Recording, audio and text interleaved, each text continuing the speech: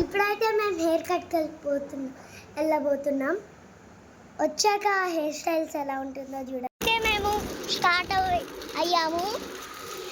Eiffel tower చూడండి, ఇది just బొమ్మే, real Eiffel tower కాదు. అవును గైస్, ఇదిగోండి ఇక్కడే పాప్లు అంటే కింద పడేస్తే కొన్ని పేరుతాయి కదా, అవి